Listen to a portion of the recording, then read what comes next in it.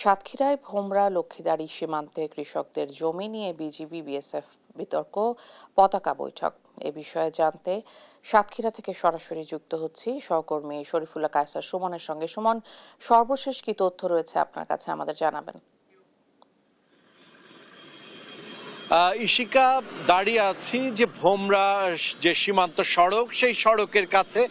আপনি জানেন যে গত রবিবারে পতাকা বৈঠক যেটি অনুষ্ঠিত হয়েছে, এটির কারণ হলো সাতক্ষীরার যে ভোমরা সীমান্ত এলাকা, লক্ষ্মীদারি সীমান্ত এলাকা, বিপরীত পারে হচ্ছে ঘোজাডাঙ্গা।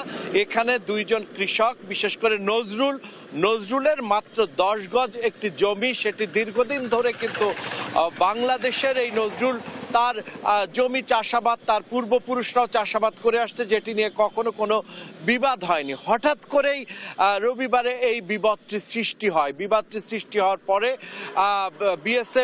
বিএসএফ সেখানে বাধা দেয়। বাধা দিলে প্রথমে বিজিবি কোম্পানি কমান্ডার পর্যায়ে তাদের সাথে বিএসএফ এর সাথে আলোচনায় আসে। এর পরবর্তীতে বিএসএফ এর সাথে আলোচনায় বসে বিজিবির ব্যাটালিয়ন পর্যায়ের কমান্ডার বৃন্দ। তারা পতাকা বৈঠকে মিলিত হয় রবিবার। পরে গতকাল সোমবার একটি পরপর 4টি গুলির শব্দ শোনা যায়। এটি ভারত পারের ভিতরে। এই শব্দ শোনার পরে সতর্কতা তৈরি করা হয় এবং নজরদারি বাড়ানো হয় বিজিবির পক্ষ থেকে।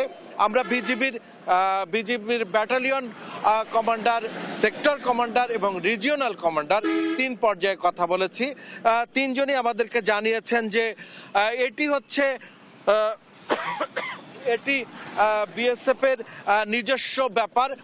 তারা ভারতের মধ্যেই সতর্কতামূলকভাবে এটি সাউন্ড গান হতে পারে বা গুলি ছুটতে পারে। তো সেই কারণেই এটি বিশেষ করে 300 গজ ভিতরে থাকার কারণে কোনো প্রতিবাদমূলক জায়গায় যাওয়া যায়নি। তবে তাদের কাছে জানতে চাওয়া হয় যে কি কারণে এই গুলি হয়েছে। তারা বিএসএফ এর পক্ষ থেকে বিজিবিকে জানানো হয় এটি মূলত সেখানে চোরা কারবারিদের সতর্ক করবার জন্যই এটি করা হয়। চোরা কারবারির অবস্থানে অনুমান করেই এটি করা হয়েছে। এখনো পর্যন্ত সীমান্ত পরিস্থিতি থমথমে আছে এবং আগামীকাল কিন্তু দুই দেশের সার্ভেয়াররা ওই জমি জরিপ করবে। এই ছিল সর্বশেষ। ইশিকা। সুমন, অনেক ধন্যবাদ আপনাকে। সাতক্ষীরা ভোমরা লক্ষ্মীদারি সীমান্ত পরিস্থিতির বিস্তারিত জানছিলাম সহকর্মীর কাছে।